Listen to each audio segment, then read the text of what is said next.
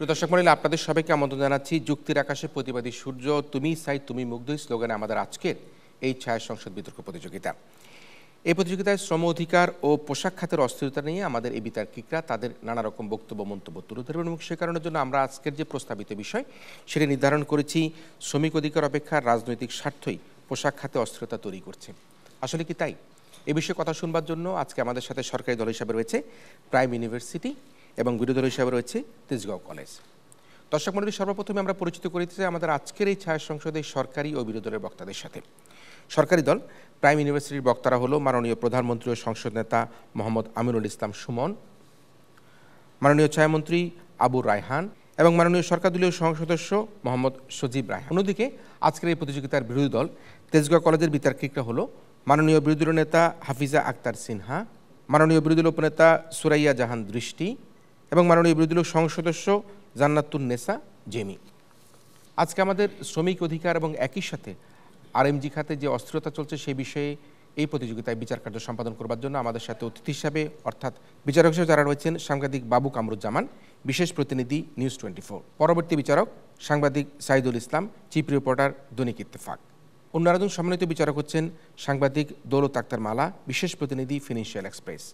পরবর্তী বিচারক doctor S M Morshed, প্রাক্তন বিতার্কিক ও উন্নয়ন যোগাযোগ বিশেষজ্ঞ। সর্বশেষ বিচারক হিসেবে রয়েছেন সাংবাদিক Refayetullah Mridha, president economic reporters forum ও senior reporter the Daily Star. সম্মানিত বিচারক মণ্ডলী, যে সকল বিষয়ের উপর নম্বর প্রদান করবে তা হলো প্রস্তাব কৌশল দলীয় অবস্থানে 5, উপস্থাপনায় 5, উচ্চারণে 5, তথ্য প্রদান 5, যুক্তি প্রয়োগ 5 এবং পয়েন্ট মোকাবেলায় 5 নম্বরের উপর সম্মানিত বিচারক মণ্ডলী তাদের নম্বর প্রদান করবেন। আজকের এই ছায়া সংসদের পর্যবেক্ষণ করে আমাদের বিতার্কিকদের বক্তব্যের আলোকে বক্তব্য প্রদান করবার জন্য আমাদের সাথে সম্মানিত প্রধান অতিথি হিসেবে উপস্থিত রয়েছেন গণপ্রজাতন্ত্রী বাংলাদেশ সরকারের শ্রম কর্মসংস্থান মন্ত্রণালয়ের মাননীয় সচিব জনাব এইচ এম শফিকুজ্জামান। আমরা আমাদের সম্মানিত সচিব জনাব এইচ এম শফিকুজ্জামান স্যারকে সবাই জোরে তালি দিয়ে অভিনন্দন জানাই।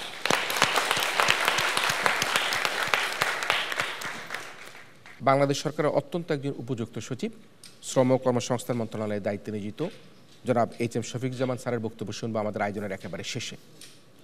তবে জানিয়ে রাখি, প্রত্যেক বক্তা বক্তব্য প্রদান করবার জন্য মোট 4 মিনিট সময় পাবে। এক্ষেত্রে 3 মিনিটের সতর্ক সংকেত এবং 4 মিনিটের চূড়ান্ত সংকেত ধ্বনিত হবে। এছাড়া প্রতি দল থেকে দলনেতারা আরও অতিরিক্ত 2 মিনিট সময় পাবে যুক্তি খণ্ডনের জন্য। এক্ষেত্রে 1.5 মিনিটের সতর্ক সংকেত এবং 2 মিনিটের চূড়ান্ত সংকেত ধ্বনিত হবে। শুরু করছে আমাদের আজকের ছায়া সংসদ। আজকে যে প্রস্তাবিত বিষয় অর্থাৎ যে বিষয় নিয়ে কথা বলবো, শ্রম অধিকার ও পোশাক খাতের অস্থিরতা নিয়ে যে ছায়া সংসদ, এই ছায়া সংসদের সর্বপ্রথমেই আহ্বান জানাচ্ছি মাননীয় প্রধানমন্ত্রী ও সংসদ নেতা মোহাম্মদ আমিনুল ইসলাম সুমনকে তার প্রস্তাব উত্থাপন এবং উত্থাপিত প্রস্তাবের আলোকে বক্তব্য প্রদান করবার জন্য মাননীয় সংসদ নেতা।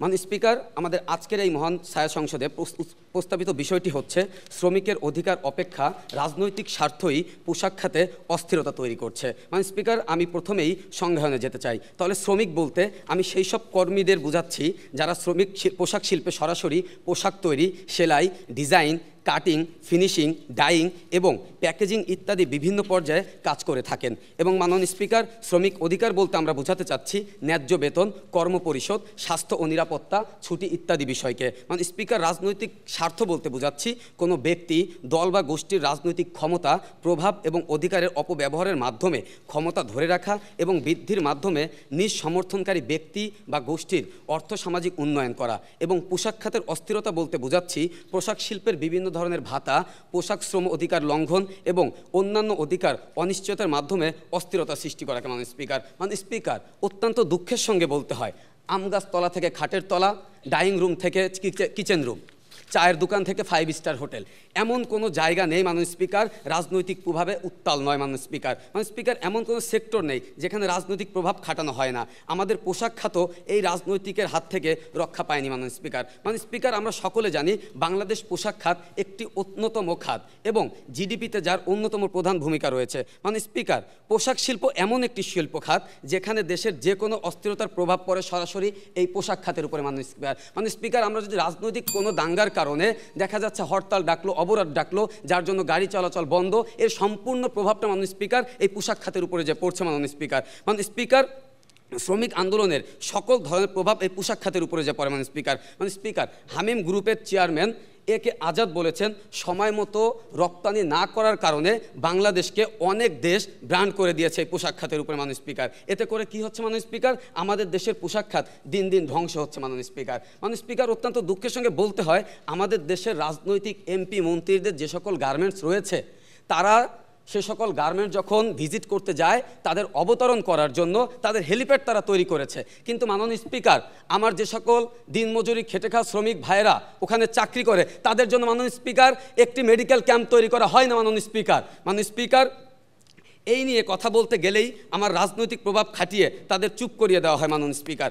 আমাদের দেশের 30 থেকে 40% গার্মেন্টস মালিক সরাসরি রাজনৈতিকভাবে জড়িত এবং 50 থেকে 70% গার্মেন্টস মালিক বিভিন্ন রাজনৈতিক ছত্রছায়ায় ব্যবসা করছে মাননীয় স্পিকার। মাননীয় স্পিকার, আপনি যদি লক্ষ্য করেন মাননীয় স্পিকার, বিজিএমই এর সভাপতির দায়িত্বে দীর্ঘদিন ছিলেন সাবেক মেয়র আনিসুল হক সাহেবের স্ত্রী রুবানা হক পালন করেছেন। মাননীয় স্পিকার, এরকম একটি পদে উনি কিসের জোরে, কিসের প্রভাবে উনি পায় মাননীয় স্পিকার? অবশ্যই এর পিছনে ছিল রাজনৈতিক প্রভাব মাননীয় স্পিকার। মাননীয় স্পিকার, শুধুমাত্র তাই নয়, আমরা যদি 5ই আগস্টের সরকার পতনের আগেও দেখি মাননীয় স্পিকার, তখনও বিজিএম এর দায়িত্ব পালন করেছিলেন এম মান্নান আহমেদ কোচি সাহেব, যিনি কিনা এই পদটাকে যখনই পেয়েছেন তার নেতৃত্বে বিভিন্ন সময় অকারণে শ্রমিকদেরকে রাস্তায় নামিয়ে আন্দোলন করেছে মাননীয় স্পিকার।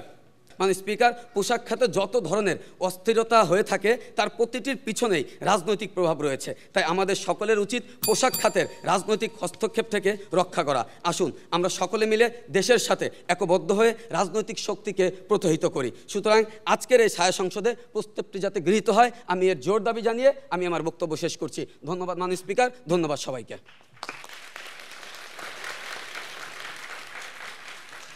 শ্রম অধিকার ও পোশাক খাতের অস্থিরতা নিয়ে আজকের ছায়া সংসদে যে প্রস্তাবটি উত্থাপন করা হলো সেটি হচ্ছে শ্রমিকের অধিকার অপেক্ষা রাজনৈতিক স্বার্থই পোশাক খাতে অস্থিরতা তৈরি করছে। এই শীর্ষক বিষয়ে এবার আমি আহ্বান করছি আজকের এই ছায়া সংসদের মাননীয় বিরোধী নেতা হাফিজা আক্তার সিনহাকে তার বক্তব্য প্রদান করবার জন্য। দেখিনু সেদিন রেলে কুলি বলে এক বাবু সাপ্তারে ঠেলে দিলে ফেলে নেচে, চোখ ফেটেলো জল, এমন করে কি জগৎ জুড়িয়া মার খাবে দুর্বল। জি মাননীয় স্পিকার, প্রত্যেকটা জায়গায় প্রত্যেকটা ক্ষেত্রে যুগের পর যুগ মার খেয়ে আসছে আমার দেশের দুর্বল। ঠিক সেই প্রেক্ষাপটে দাঁড়িয়ে আজকে প্রস্তাবের বিরোধিতা করছি। শ্রমিকের অধিকার অপেক্ষা রাজনৈতিক স্বার্থই পোশাক খাতে অস্থিরতা তৈরি করছে না মাননীয় স্পিকার, বরং শ্রমিক অধিকার নিশ্চয় না করার কারণে পোশাক খাতে অস্থিরতা তৈরি হচ্ছে। স্পিকার, আমার বিজ্ঞ মাননীয় প্রধানমন্ত্রী বারবার বলে গেছেন এবং স্বীকার করে গেছেন যে মেডিকেল ক্যাম্প থেকে শুরু করে তাদেরকে তাদের বেতনের মতো অনেক অধিকারগুলো দেওয়া হচ্ছে না। ঠিক এই কারণেই মাননীয় স্পিকার তারা আন্দোলন করছে রাস্তায় নেমে মাননীয় স্পিকার। অর্থাৎ এই অস্থিরতা মাননীয় স্পিকার শ্রমিক অধিকার নিশ্চয়ন করার না কারণই হয়ে যাচ্ছে। তারা আমাদেরকে বারবার বলে যাচ্ছেন যে শ্রমিকরা কোনো রাজনৈতিক ছত্রছায়া নেই, অর্থাৎ যারা আন্দোলন করছে মাননীয় স্পিকার তারা কোনো রাজনৈতিক ছত্রছায়া থেকে আন্দোলন করছে না, তারা তাদের শ্রমিক অধিকার আদায়ের জন্য আন্দোলন করে যাচ্ছে। ফিরে যাচ্ছি আমি আর বক্তব্যে। মাননীয় স্পিকার, আজকের বিতর্কে আমাদের বিরোধিতার জায়গাগুলো হচ্ছে: 1, শ্রমিকদের অধিকার আদায় না হওয়া; 2, রাষ্ট্রের দায়িত্ব গ্রহণ এবং সুশাসন প্রতিষ্ঠা না হওয়া; 3, ক্রমবর্ধমান অর্থনীতির সাপেক্ষে বৈষম্য। প্রথমত মাননীয় স্পিকার, পোশাক খাতে শ্রমিকদের অধিকার আদায় না হওয়া। মাননীয় স্পিকার, আজ যখন পোশাক শ্রমিকদের ঠিকমতো বেতন দেওয়া হচ্ছে না, অতিরিক্ত কর্মঘণ্টা 14 থেকে 16 ঘন্টা কাজ করানো হচ্ছে, স্বাস্থ্য কোনো নিরাপত্তা নেই, এই ওভারটাইমের টাকা দেওয়া হচ্ছে না, তাদের যখন ইচ্ছা তখন কর্মী ছাঁটাই করা হচ্ছে, মানুষের ন্যূনতম ছুটি প্রয়োজন সরকারি তা পর্যন্ত দেওয়া হচ্ছে না, ঠিক সেই জায়গায় দাঁড়িয়ে মাননীয় স্পিকার তারা তাদের অধিকার থেকে বঞ্চিত হয়ে মাননীয় স্পিকার তারা আন্দোলন করছে এবং ঠিক তখনই আপনার পোশাক খাতে অস্থিরতা তৈরি হচ্ছে। এটা সত্য মাননীয় স্পিকার। এই অস্থিরতাকে কাজে লাগিয়ে রাজনৈতিক কিছু দল সুবিধা লাভের চেষ্টা করছে কি মাননীয় স্পিকার, কিন্তু এই অসন্তোষ এবং অস্থিরতা শুরু থেকেই হয়ে আসছে মাননীয় স্পিকার। বাংলাদেশের পোশাক খাত কখনোই স্থির ছিল না। আমরা দেখে এসেছি বারংবার 1994, 2006, 2010, 2013 সালে পোশাক শ্রমিকরা তাদের অধিকার আদায়ের জন্য আন্দোলন এবং বিক্ষোভ করেছিল। অর্থাৎ মাননীয় স্পিকার, এর সকল ঘটনার পেছনে একটাই কারণ: পোশাক শ্রমিকদের অধিকার আদায় না হওয়া। দ্বিতীয়ত মাননীয় স্পিকার, রাষ্ট্রের দায়িত্ব গ্রহণ এবং সুশাসন প্রতিষ্ঠা না হওয়া। মাননীয় স্পিকার, রেমিটেন্সের পর পোশাক খাতের উপর এদেশের অর্থনীতি নির্ভরশীল। যদি আমরা এই খাত সংরক্ষণ করতে না পারি, এদেশের অর্থনীতি কিন্তু মুখ থুবড়ে পড়বে। তাই দেশের অর্থনীতিকে সুরক্ষিত করার জন্য রাষ্ট্রের দায়ভার নিতে হবে। শ্রম কর্মসংস্থান মন্ত্রণালয়ের নির্বাহী সচিব AHM শফিকুজ্জামান স্যার বলেছিলেন, মালিক না থাকায় কারখানাগুলোতে শ্রমিকদের বেতন পরিশোধ করতে সমস্যা হচ্ছে। শিল্প মালিকদের সংগঠন এবং কারখানা মালিকদের নিয়ে কেন্দ্রীয় ব্যাংকগুলোর সঙ্গে দফায় দফায় আলোচনা চলছে, প্রয়োজনে তাদের আর্থিক সহযোগিতা করবে তফসিলি ব্যাংকগুলো। অর্থাৎ মাননীয় স্পিকার, যারা এই পোশাক খাতের অস্থিরতা নিয়ে সংশ্লিষ্ট যারা কাজ করছেন তারাও শ্রমিকদের যৌক্তিক অধিকার আদায়কে প্রাধান্য দিয়েছেন। মাননীয় স্পিকার, পোশাক শ্রমিকদের এই আন্দোলনে কিছু বহিরাগত রাজনৈতিক স্বার্থ সিদ্ধি করার চেষ্টা করছে, কিন্তু মাননীয় স্পিকার, এই আন্দোলনে 80% পোশাক শ্রমিক যারা আন্দোলন করে যাচ্ছে তাদের অধিকার আদায়ের জন্য। তবে পোশাক শ্রমিকদের ন্যায্য এবং যৌক্তিক দাবি মেনে না নেয়, তাদের অধিকার প্রদান না করার কারণেই তারা আন্দোলন করছে এবং পোশাক খাতে অস্থিরতার মূল কারণ। তাই প্রস্তাবটি যাতে গৃহীত না হয় তার জোর দাবি জানাচ্ছি। ধন্যবাদ মাননীয় স্পিকার। এই পর্যায়ে আমি আহ্বান করছি আজকের এই ছায়া সংসদের মাননীয় ছায়ামন্ত্রী আবু রায়হানকে তার বক্তব্য প্রদান করবার জন্য। মাননীয় স্পিকার, শুরুতেই আমি শ্রদ্ধা জানাই আমার সে সকল শ্রমিক ভাই বোনদের যাদের সুই সুতার সেলাই আমাদের অর্থনৈতিক চাকা সচল হচ্ছে। মাননীয় স্পিকার, আপনাকে অসংখ্য ধন্যবাদ আমাকে মহান সংসদে কিছু বলবার সুযোগ দেওয়ার জন্য। মাননীয় স্পিকার, আমরা এমন একটা জায়গা দিয়ে কথা বলছি যার কিছুদিন আগে আমাদের সাভার, আশুলিয়া এবং গাজীপুর এবং টঙ্গী সহ যেখানে শ্রমিক অসন্তোষের জেরে প্রায় 219টি কারখানা বন্ধ হয়ে গিয়েছিল। মাননীয় স্পিকার, বাংলাদেশ সেনাবাহিনী এবং ডয়েচে ভেলের তথ্য মতে এই যে শ্রমিক অসন্তোষটা সৃষ্টি হয়েছিল, এই শ্রমিক অসন্তোষ সৃষ্টি হওয়ার পেছনে অন্যতম একটা প্রধান কারণ হচ্ছে ঝুট ব্যবসার নিয়ন্ত্রণ। মাননীয় স্পিকার, আমরা দেখেছি বিগত ফ্যাসিস্ট সরকারের আওয়ামী নেতারা এই 15 বছর ধরে ঝুট ব্যবসা নিয়ন্ত্রণ করে আসছিল। যখন থেকে সরকারের পতন হলো তখন থেকে বিএনপির নেতারা এই ঝুট ব্যবসা নিয়ন্ত্রণ নিতে চাইছে। তাহলে এটা পরিষ্কার হয়ে যাচ্ছে যে এই জয়স্থিতি সৃষ্টি হচ্ছে তার পিছনে রাজনৈতিক স্বার্থ দায়ী। মাননীয় স্পিকার, এবার যদি আমরা আওয়ামী লীগ সরকারের গত 15 বছরের আমলনামাটা ঘাটি, তাহলে আমরা সহজভাবে দেখতে পাবো যে দেশের সকল গুরুত্বপূর্ণ রাজনৈতিক সেক্টরকে তারা রাজনীতিকরণ করেছে। মাননীয় স্পিকার, এর সূত্র ধরে একটি বিশেষায়িত গোষ্ঠীকে তারা পোশাক খাত সংশ্লিষ্ট গুরুত্বপূর্ণ পদে বসিয়ে আমাদের অর্থনৈতিক বৈষম্য বাড়িয়েছে, আমাদের ভাই বোনদের যে অধিকার, শ্রমিক ভাই বোনদের যে অধিকার, সে অধিকার থেকে আমাদের বঞ্চিত করেছে, যার ফলে মাননীয় স্পিকার আমাদের যে বিনিয়োগের যে একটা বৈচিত্র্য ছিল সেই বৈচিত্র্য আমরা হারিয়ে ফেলেছি। মাননীয় স্পিকার, এরই সূত্র ধরে বিজিএম এর সাবেক সভাপতি, খুলনা 4 আসনের সাবেক এমপি এবং এনভয় গ্রুপের মালিক সালাম মুর্শিদির কথাই যদি বলি, তাহলে তিনি এক উজ্জ্বল দৃষ্টান্ত। মাননীয় স্পিকার, যিনি একজন চিহ্নিত স্বেচ্ছাচারী, দুর্নীতিবাজ এবং ঋণ কেলেঙ্কারির এক মহাসংকট। মাননীয় স্পিকার, পোশাক খাত সংশ্লিষ্ট এই যে সালাম মুর্শিদিরা, তারা তো আমাদের শ্রমিক ভাই বোনদের রাজনৈতিক স্বার্থ নিয়ে কথা বলবে না, তারা তো সরকারকে মোবিলাইজ করবে, এটাই স্বাভাবিক। মাননীয় স্পিকার, শুধু এটা না, আমরা যদি দ্বাদশ জাতীয় সংসদকেও দেখি সেখানে সেপাল গ্রুপের টিপু মুন্সি, রেনেসা গ্রুপের শাহরিয়ার আলম, ওয়েল গ্রুপের আব্দুল সালাম এবং মন্ডল গ্রুপের মমিন মন্ডল সহ 15 জন সংসদ সদস্য নির্বাচিত হয়েছে যারা গার্মেন্টসের মালিক। মাননীয় স্পিকার, এখন প্রতিপক্ষ দল থেকে প্রশ্ন আসতে পারে, যদি গার্মেন্টসের মালিকরা যদি সাংসদ নির্বাচিত হয় তাহলে অসুবিধাটা কোথায়? মাননীয় স্পিকার, অসুবিধাটা রয়েছে। মাননীয় স্পিকার, আপনার বুঝতে হবে এই ধরনের গার্মেন্টস মালিকদের ব্যাকগ্রাউন্ডটা কি। তাদের ব্যাকগ্রাউন্ড ঘাটলে তাদের পাওয়া যাবে তারা একদম চিহ্নিত দুর্নীতিবাজ, রক্তচোষা এবং একজন সরকারের পক্ষ থেকে ঋণ কেলেঙ্কারির এক মহাসম্রাট। মাননীয় স্পিকার, তারা রাজনৈতিক ক্ষমতাপ্রাপ্ত হয়ে অসম সুবিধা নিয়ে আওয়ামী সরকারের বেনিফিশিয়ারি হয়ে আমাদের শ্রমিক যে অসন্তোষ, এই অসন্তোষকে কাজে লাগিয়ে নিজস্ব এজেন্ডা বাস্তবায়নের নীল নকশা বাস্তবায়ন করেছে। মাননীয় স্পিকার, এই যে রাজনৈতিক হীন উদ্দেশ্য চরিতার্থ করার জন্য আমাদের সরল মানব শ্রমিক ভাই বোনদের রাজপথে নামিয়ে দিয়েছে। মাননীয় স্পিকার, আমরা আর চাই না আমাদের শ্রমিক ভাই বোনদের দিয়ে পল্টনের ওই মহাসমাবেশ ভরানো হোক, আমরা আর চাই না মাননীয় স্পিকার আমাদের শ্রমিক ভাই বোনদের দিয়ে শাহবাগের ওই চত্বর ভরানো হোক। মাননীয় স্পিকার, আমরা আর চাই না আমাদের শ্রমিক ভাই বোনদের দিয়ে শাপলা চত্বরের ওই মহাসমাবেশ ভরানো হোক। মাননীয় স্পিকার, আমরা অতীতের সকল দাসত্বকে ছাড়তে চাই। ফেসিবাদের ফেলে যাওয়া যে দোসররা ছিল, তাদের দোসরদের বলয় থেকে বের হয়ে আমাদের শ্রমিক ভাইরা যেন আমাদের উৎপাদনের কাজে ব্যবহৃত হতে পারে, আমাদের দেশের সর্বোচ্চ গুরুত্বপূর্ণ যে খাত, সে খাদের পিছনে আসলে নিয়োজিত থাকতে পারে। তাই মাননীয় স্পিকার, তর্কের খাতিরে তর্কে পারে, বিরোধ অস্ত্র ধরে। মাননীয় স্পিকার, তাই প্রতিপক্ষ বন্ধুদের বলতে চাই, মনটা আমার কহজে 70 ল সহজে। মাননীয় স্পিকার, তাই আমার প্রধানমন্ত্রী কর্তৃক উত্থাপিত প্রস্তাবটি যেন তার গ্রহণযোগ্যতা, তার প্রাপ্যতা এবং তার যথার্থতার ভিত্তিতে এই মহান সংসদে সর্বসম্মতিক্রমে গৃহীত হয়, তার জোর দাবি জানাচ্ছি। ধন্যবাদ মাননীয় স্পিকার, ধন্যবাদ সবাইকে। এই পর্যায়ে আহ্বান জানাচ্ছি আজকের এই ছায়া সংসদের মাননীয় বিরোধী দলীয় উপনেতা সুরাইয়া জাহান দৃষ্টিকে তার বক্তব্য প্রদান করবার জন্য। ওরেও শ্রমিক, সব মহিমার উত্তর অধিকারী, অলিখিত যত গল্প কাহিনী তোরা যে নায়ক তারি। ধন্যবাদ মাননীয় স্পিকার আমাকে ফ্লোর প্রদান করার জন্য। মাননীয় স্পিকার, নজরুল শ্রমিকের অধিকারের কথা বলে গেছেন, তবে আজকে প্রশ্ন থেকে যায় শ্রমিকের অধিকার আসলে কোথায়? এই প্রেক্ষাপট থেকে আজকের প্রস্তাবটির বিরোধিতা করছি মাননীয় স্পিকার। মাননীয় স্পিকার, শুরুতেই চলে আসি আমাদের মন্ত্রী কর্তৃক যে কথাগুলো বলে আসছেন, আমার কেন যেন মনে হচ্ছে আপনারা আমাদের সুরেই গান গাচ্ছেন। 2006 সালে শ্রমিক আইন পাশ করা হয়, যেটা আদতে বাস্তবায়ন করা হয়নি। অর্থাৎ আমাদেরকে সামনে থেকে দেখানো হয়েছে যে শ্রমিকদের আইন বাস্তবায়ন করা হচ্ছে, কিন্তু বর্তমান পরিপ্রেক্ষিতে বা বর্তমান পরিবেশে এসে দাঁড়িয়ে আমরা দেখতে পারি যে সেই তুলনা করার জায়গা থেকে শ্রমিকদের আসলে কোনো ধরনের অধিকার দেওয়া হয়নি। সেই জায়গা থেকে শ্রমিকরা মাঠে নামবে, অস্থিরতা তৈরি হবে, খুব অস্বাভাবিক বিষয় কিছু না। আমাদের আজকের প্রস্তাবটির দুইটি জায়গা আমাদের লক্ষ্য করার জায়গা ছিল, যেটা শ্রমিকদের অধিকার এবং রাজনৈতিক স্বার্থই। অর্থাৎ আপনারা মিন করতে চাচ্ছেন যে শ্রমিকদের সব অধিকার দেওয়া হয়ে গেছে, এখন যারা রাস্তায় নামতেছে শুধুমাত্র রাজনীতি করতে চায়, তাদের বাসায় ইচ্ছা মতো টাকা পয়সা আপনারা দিয়ে আসছেন, তাদের টাকা পয়সার কোনো চিন্তা নাই, তাদের বাসায় অটোমেটিক খাওয়া দাওয়া চলে আসতেছে এবং তাদের শখে তারা রাস্তায় দাঁড়িয়ে আছে। ব্যাপারটা আসলে কিন্তু তা না।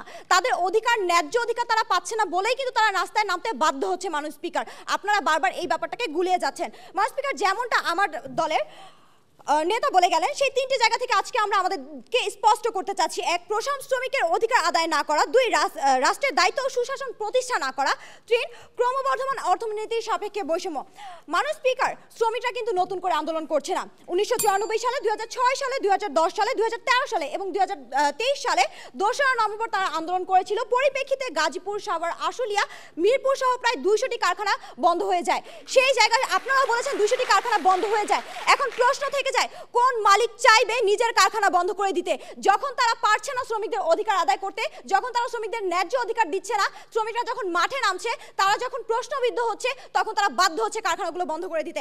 মাননীয় স্পিকার, বাংলাদেশে শ্রম ও কর্মসংস্থান মন্ত্রণালয়ের দায়িত্বপ্রাপ্ত উপদেষ্টা আসিফ মাহমুদ বলেন, নতুন সরকার শ্রমিকের জীবনমান উন্নয়নে কাজ করবে এবং শ্রমিকের সকল ন্যায্য দাবি আদায়ে সরকার প্রতিজ্ঞাবদ্ধ। অর্থাৎ তিনিও উপলব্ধি করতে পারছেন যে শ্রমিকদের আসলে ন্যায্য অধিকারটুকু দেওয়া হচ্ছে না। সেই কারণে বর্তমান পরিপ্রেক্ষিতে আমাদের যে অস্থিরতা তৈরি হচ্ছে, এটা মূল কারণটাই হচ্ছে শ্রমিকদের ন্যায্য অধিকার না দেয়া। আমাদের বর্তমান যে বাজার মূল্য জায়গাটা, সেটাও চিন্তা করতে হবে যে শ্রমিকরা আসলে কিভাবে চালাবে এতটুকু পরিমাণ মূল্য দিয়ে। 8 থেকে 9,000 টাকা বেতন কিংবা বড়জোর 10,000 টাকা বেতনে শ্রমিকদেরকে রাখা হয়। এত ঘন্টা, 8 থেকে 10 ঘন্টা কিংবা তারও ঊর্ধ্ব অনেক সময় কাজ করতে হয়। মাসের পর মাস তারা বেতন পায় না, 3 মাস 4 মাস যাবত বেতন পায় না। পোশাক কারখানার মালিকেরা তাদের অর্থ সম্পদ তৈরি করছে এবং তাদের হাত ধোয়া পানি খাচ্ছে আমাদের সাধারণ শ্রমিকেরা। মাননীয় স্পিকার, এখান থেকে আমরা স্পষ্ট করতে পারি যে আসলে শ্রমিকদের অধিকার, ন্যায্য অধিকার পাচ্ছে না বলেই শ্রমিকরা বাধ্য হচ্ছে সামনে থেকে কথা বলতে এবং তাদেরকে দমিয়ে রাখার চেষ্টা করছেন আপনারা এই রাজনৈতিক স্বার্থ শব্দটা ব্যবহার করে। ধন্যবাদ মাননীয় স্পিকার। আমি এই বলে শেষ করতে চাই, আজকে উত্থাপিত প্রস্তাবটি এখানে কখনোই গ্রহণযোগ্যতা রাখে না।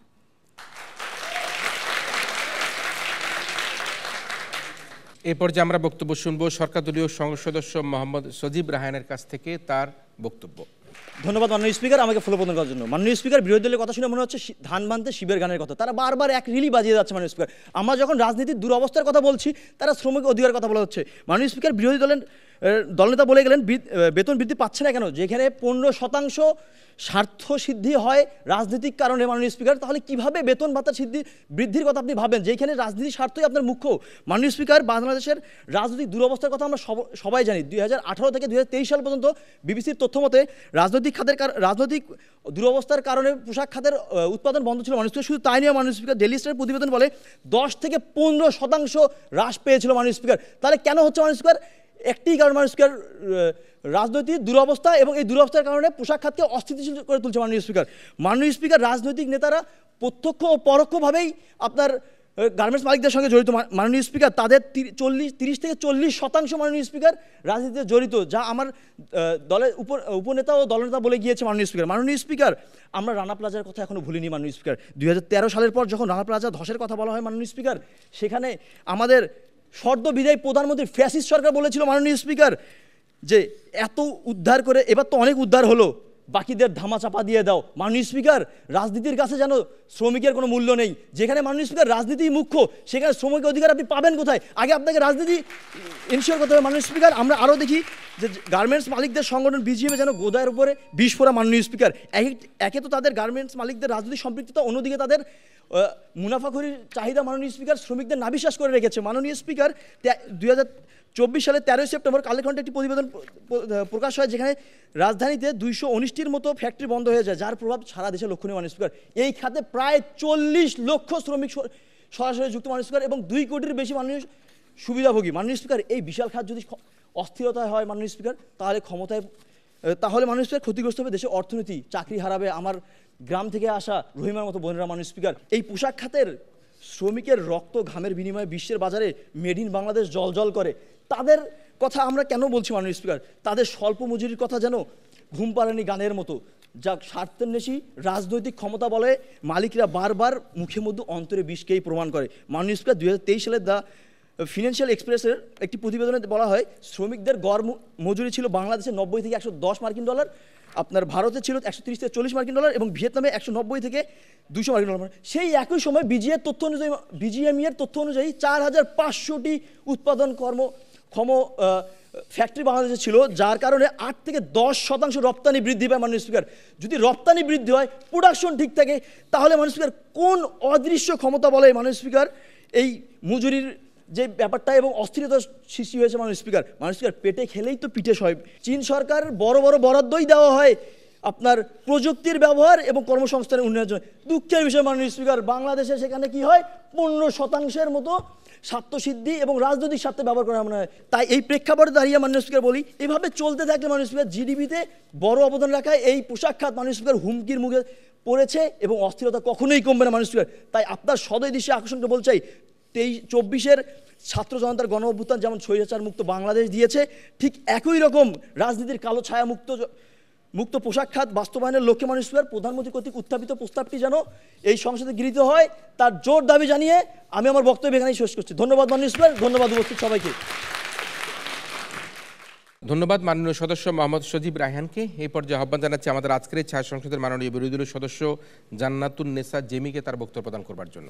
আসিতেছে শুভ দিন, দিনে দিনে বহু বাড়িয়াছে দেনা, শুধিতে হইবে ঋণ। কিন্তু আমার দেশের পোশাক শ্রমিকের ত্যাগ এত বেশি হয়ে গিয়েছে যে আমরা তাও শোধ করতে পারছি না। ধন্যবাদ মাননীয় স্পিকার আমাকে ফ্লোর প্রদান করার জন্য। আজকের এই সংসদে উত্থাপিত প্রস্তাবটি বিপক্ষে অবস্থান করছি। মাননীয় স্পিকার, আজকে সরকার দল পুরো বিতর্কটি গুলিয়ে ফেলেছে। তারা ঠিক কোন জায়গা থেকে বিতর্কটি করছে? তারা 3 জন বক্তব্য দিয়ে গিয়েছেন, কিন্তু 3 জনের বক্তব্যে আমরা নতুন আর্গুমেন্ট পেয়েছি, নতুন বিতর্কের জায়গা পেয়েছি। তারা ঠিক কোন জায়গা থেকে বিতর্কটি করতে চাচ্ছে তারা নিজেরাই বুঝতে পারেনি মাননীয় স্পিকার। তারা একবার বলছে বহিরাগতদের আক্রমণ। মাননীয় স্পিকার, একটি ইনফরমেশন, তারা যখন বহিরাগতদের ইন্ধনের কথাটি বলছে, তখন বলতেই হয় শ্রমিকদের আন্দোলনকে যখন রাজনৈতিক স্বার্থে ব্যবহার করতে হয়, যখন যৌথ বাহিনী 14 জনকে গ্রেফতার করেছে মাননীয় স্পিকার, তারপরেও কিন্তু আন্দোলনটা দমে যায়নি। কেন মাননীয় স্পিকার? কারণ এটা ছিল শ্রমিকদের অধিকার আদায়ের আন্দোলন মাননীয় স্পিকার। স্পিকার, তারা গ্রিন ফ্যাক্টরির কথা বলে গেলেন। গ্রিন ফ্যাক্টরিতে মাননীয় স্পিকার আমার যে শ্রম আইনগুলো আছে সেগুলো অনেকাংশেই মানা হয়, সেখানে কিন্তু মাননীয় স্পিকার শ্রমিকরা খুব কম বিক্ষোভ করে। এবং আমি যদি তুলনা দেখা যায়, আমার দেশের যে 5000 কারখানা আছে তার তুলনায় কিন্তু গ্রিন ফ্যাক্টরিতে শ্রমিকের যে জীবনমান মাননীয় স্পিকার সেটা অনেকটাই উন্নত, এবং সেখানে বিক্ষোভের যে অস্থিরতার যে খবর সেটা খুবই কম প্রকাশিত হয় মাননীয় স্পিকার। কেন? কারণ সেখানে শ্রমিক তার ন্যায্য অধিকার পাচ্ছে মাননীয় স্পিকার, সেজন্য সেখানে অস্থিরতাও কম। মাননীয় স্পিকার, লক্ষ্য করুন, পোশাক খাত কখনোই স্থির ছিল না, বরাবরই এটি ছিল অস্থির। সেই 1994 সাল থেকে বর্তমান 2024 পর্যন্ত শ্রমিকরা নিজেদের অধিকার আদায়ে আন্দোলন করে যাচ্ছে, কিন্তু এখনো পর্যন্ত তারা তাদের ন্যায্য অধিকারটি পায়নি মাননীয় স্পিকার। এই প্রেক্ষাপটে যখন আশুলিয়া ও গাজীপুর সহ দেশের বিভিন্ন কারখানায় পোশাক শ্রমিকরা নিজেদের দাবি আদায়ে আন্দোলন করছে, তখন সেটিকে কেন রাজনৈতিকভাবে প্রশ্নবিদ্ধ করা হচ্ছে মাননীয় স্পিকার, সেটি হচ্ছে সরকার দলের কাছে প্রশ্ন। মাননীয় স্পিকার, দেখেন, আপনি যদি একটু ইতিহাসের দিকে তাকান মাননীয় স্পিকার, রাজপথে আন্দোলন ছাড়া বাংলাদেশে কখনো কোনো আন্দোলন সফল হয়নি। আপনি যদি বৈষম্য বিরোধী ছাত্র আন্দোলনের কথা বলেন, সেখানেও কিন্তু মাননীয় স্পিকার এটিকে রাজনৈতিকভাবে প্রশ্নবিদ্ধ করে দমন করার চেষ্টা করা হয়েছিল, কিন্তু সেটি কিন্তু সফল হয়নি। এটি ছিল ছাত্রদের অধিকারের আন্দোলন, এটি কোনো রাজনৈতিক আন্দোলন ছিল না। ঠিক তেমনি এটিও শ্রমিক অধিকারের আন্দোলন, এটি কোনো রাজনৈতিক আন্দোলন নয় মাননীয় স্পিকার। আমার বাংলাদেশের রপ্তানি আজকে বিশ্বের দ্বিতীয়, কিন্তু বিশ্বে আমার শ্রমিকের মজুরি সর্বনিম্ন, যেটা খুবই লজ্জার মাননীয় স্পিকার, খুবই লজ্জার। আজকে যখন শ্রম আইনে বিভিন্ন সুবিধা দেওয়ার কথা থাকলেও বাংলাদেশের বেশিরভাগ কোম্পানি মালিকরা সেটা মানছে না। এটা দেখার দায়িত্ব কার ছিল? আমার রাষ্ট্রের, সরকারের। কিন্তু এই ফেসিবাদী সরকার সেটি কখনোই দেখেননি। কিন্তু বর্তমান অন্তর্বর্তীকালীন সরকারের উপদেষ্টা আসিফ মাহমুদ ভুঁইয়া যখন বলেছেন যে শ্রমিকদের ন্যায্য অধিকারগুলো নিয়ে তিনি কাজ করবেন, তখন কিন্তু মাননীয় স্পিকার অনেক শ্রমিক আশ্বস্ত হয়ে কাজে ফিরে গিয়েছেন। কেন মাননীয় স্পিকার? তারা বিশ্বাস করতে শুরু করেছেন যে আমি আমার অধিকারটা পাবো। তার মানে সে তার অধিকারের জন্য মাঠে নেমেছিল, রাজনৈতিক স্বার্থের জন্য নয়। কিন্তু আজকে সরকার দলে দেখিয়ে যাওয়া উচিত ছিল বাংলাদেশ শ্রম আইন অনুযায়ী শ্রমিকদের অধিকার দেওয়ার পরেও শুধু রাজনৈতিক স্বার্থের জন্য এই আন্দোলনটি হচ্ছে। কিন্তু মাননীয় স্পিকার আজকে তারা সেটি দেখিয়ে যেতে ব্যর্থ হয়েছে যে একমাত্র রাজনৈতিক স্বার্থই এই আন্দোলনের জন্য দায়ী। ধন্যবাদ মাননীয় স্পিকার। ধন্যবাদ মাননীয় বিরোধী দলীয় সদস্যকে তার বক্তব্য প্রদান করবার জন্য। আমরা আমাদের প্রধান অতিথির বক্তব্য শুনবো আয়োজনের একেবারেই শেষে। তবে তার আগে আমরা আবারও যুক্তি খণ্ডন পর্বে দুই দলনেতার বক্তব্য শুনে নিতে চাই এবং সেই কারণের জন্য সর্বপ্রথমে আহ্বান জানাচ্ছি আজকের এই ছায়া সংসদের মাননীয় বিরোধী দলীয় দলনেতা হাফিজা আক্তার সিনাকে পুনরায় তার বক্তব্য প্রদান করবার জন্য। স্পিকার, আজকের বিতর্কের বিষয়টা কি? শ্রমিক অধিকার অপেক্ষা রাজনৈতিক স্বার্থ সিদ্ধি পোশাক খাতে অস্থিরতা তৈরি করছে। অর্থাৎ সরকার দলের এটা প্রমাণ করে যাওয়ার চেষ্টা করা উচিত ছিল যে শুধুমাত্র রাজনৈতিক স্বার্থের কারণে এই পোশাক খাতে অস্থিরতা হচ্ছে। কিন্তু মাননীয় স্পিকার, তারা তিনজন বক্তায় আমাদের সাথে একমত হয়ে বলেছেন যে হ্যাঁ, যখন হলো গিয়ে শ্রমিকদেরকে অধিকার আদায় করা হচ্ছে না তখন তারা আসছে এবং তারাই এই কিছু বহিরাগত আন্দোলন ঢুকছে। অর্থাৎ মাননীয় স্পিকার, তারাও মেনে নিচ্ছেন কিছু বহিরাগত এখানে ঝামেলা করার তৈরি করছে, চেষ্টা করছে। কিন্তু মাননীয় স্পিকার, এই আন্দোলনটা কারা করছে? আমার শ্রমিক অধিকাররা, যখন তাদেরকে অধিকার দেওয়া হচ্ছে না। মাননীয় স্পিকার, তারা আমাদেরকে বলে গেলেন যে বিজিএমই নেতারা নাকি হলো গিয়ে উস্কে দিচ্ছে। মাননীয় স্পিকার, প্রথম আলোর প্রতিবেদন অনুযায়ী বিজিএমই এর বড় বড় নেতারা পদত্যাগ করেছেন। তাহলে তারা কোন তথ্যের উপর ভিত্তি করে এটা বলে যাচ্ছেন যে তারা তাদের উস্কানিতে আজকে পোশাক শ্রমিকরা রাস্তায় নেমে যাচ্ছে? মাননীয় স্পিকার, তারা আমাদেরকে বলে যাচ্ছে যে শ্রমিকরা নাকি হলো গিয়ে এই শুধুমাত্র উস্কানিতে তারা যেখানে ঘন্টায় কাজ করে হলো গিয়ে টাকা পায়, তারা কোনো ধরনের কাজ না করে নিজের পেটের মধ্যে কুড়াল মারছে। মাননীয় স্পিকার, খুবই হাস্যকর একটা জায়গা ছিল। আবার তারা এটাই বলে গেলেন যে মালিকরাই হলো গিয়ে উস্কে দিচ্ছেন, মালিকরাই উস্কে দিয়ে শ্রমিকদেরকে কাজ করতে নিষেধ করছেন, নিজের কারখানা বন্ধ করছেন, নিজের ব্যবসার উপর নিজে কুড়াল মারছেন। এই ধরনের হাস্যকর স্ট্যান্ড পয়েন্ট আর থাকতেই পারে না মাননীয় স্পিকার। এই যে পোশাক খাতের অস্থিরতা, এটা শুরু থেকে 1994 থেকে এখন পর্যন্ত হয়েছিল, যেটা গত বছর 2023 সালে হয়েছিল মাননীয় স্পিকার। অর্থাৎ মাননীয় স্পিকার, এই শ্রমিকের অধিকার অপেক্ষা রাজনৈতিক স্বার্থই পোশাক খাতে অস্থিরতা তৈরি করছে না। তাই প্রস্তাব যাতে গৃহীত না হয় তার জোর দাবি জানাচ্ছি। ধন্যবাদ মাননীয় স্পিকার, ধন্যবাদ সকলকে। ধন্যবাদ এই ছায়া সংসদের মাননীয় বিরোধী নেতাকে যুক্তি খণ্ডন পর্বে তার বক্তব্য প্রদান করবার জন্য। এই পর্যায়ে সর্বশেষ ওয়াইন্ড আপ সেশনে আহ্বান জানাচ্ছি আজকের এই ছায়া সংসদের মাননীয় সংসদ নেতা তথা প্রধানমন্ত্রী মোহাম্মদ আমিনুল ইসলাম সুমনকে পুনরায় তার 2 মিনিট বক্তব্য প্রদান করবার জন্য। আমার বিরোধী দলকে মনে করিয়ে দিতে চাই, আমি আমার বক্তব্যের শুরুতেই বলেছিলাম যে এই পোশাক খাতকে রাজনৈতিক ছত্র ছায়া থেকে মুক্ত করতে হবে। এটা আমরাও চাই, কিন্তু আপনি এটা আমাকে আবার মনে করে দিয়েছেন। আমার দ্বিতীয় বক্তা বলে গিয়েছিলেন আইনের বাস্তবায়ন হচ্ছে না, কোন শক্তির জন্য আইনের বাস্তবায়ন হয়নি। মাননীয় স্পিকার, আমরা এটাই বারবার প্রমাণ করে দিয়েছি যে রাজনৈতিক শক্তির জন্যই বাস্তবায়ন হয়নি। মাননীয় স্পিকার, আপনি বারবার বেতন বৃদ্ধির কথা বলছেন। মাননীয় স্পিকার, একটি গার্মেন্টস সেক্টরে 10,000 টাকা থেকে শুরু করে 4 লাখ টাকা পর্যন্ত বেতন দেওয়া হয়। এখন একটা শ্রমিক যে গ্রাম থেকে আসছে, সে কোনো লেখাপড়া জানে না, তাকে কাজ দেওয়া হয়েছে কি সুতা কাটা, আরেকজনকে কাজ দেওয়া হয়েছে কি বুতাম লাগানো। এইটুকু কাজের জন্য তাকে মজুরি দেওয়া হচ্ছে 12,000 টাকা 2023 সালে সংশোধনের পরে, এবং ওভার টাইম করলে তার বেতন 15 থেকে 16,000 টাকা পড়ে। তাহলে কিভাবে শ্রমিকের বেতন দেওয়া হলো না মাননীয় স্পিকার? জুটের ব্যবসা যেখানে মাননীয় স্পিকার কোটি কোটি টাকার দরবার মাননীয় স্পিকার, এখানে এটা এই জন্যই গ্যাঞ্জামগুলো হয়ে থাকে। আমারও এলাকাটা জুটের কন্ট্রোলে নিতে হবে। আর এই কন্ট্রোলে কারা নেয় মাননীয় স্পিকার? এই কন্ট্রোলে নিয়ে থাকেন রাজনৈতিক নেতারা মাননীয় স্পিকার। এটা আমার বুঝতে হবে মাননীয় স্পিকার। আপনি বারবার বলেছেন আমরা নাকি আপনাদের সাথে তাল মিলাচ্ছি। মাননীয় স্পিকার, আপনাকে বলে রাখি 15 বছর ধরে আওয়ামী লীগ সরকারের দেশ চালিয়েছে, আর বর্তমানে যে উপদেষ্টারা আছেন তারা কোনোভাবেই 1.5 মাসে এই 15 বছরের ক্ষতগুলো ভালো করতে পারবে না মাননীয় স্পিকার। সুতরাং মাননীয় স্পিকার, আজকের এই ছায়া সংসদে সরকার দলীয় প্রস্তাবটি যেন গৃহীত হয়, আমি এর জোর দাবি জানিয়ে আমি আমার ছায়া সংসদের বক্তব্য শেষ করছি। ধন্যবাদ মাননীয় স্পিকার, ধন্যবাদ সবাইকে। ধন্যবাদ এই ছায়া সংসদের মাননীয় সংসদ নেতাকে ওয়াইন্ড আপ সেশনে তার বক্তব্য প্রদান করবার জন্য। শ্রম অধিকার ও পোশাক খাতের অস্থিরতা নিয়ে আমাদের আজকের এই ছায়া সংসদ ছিল।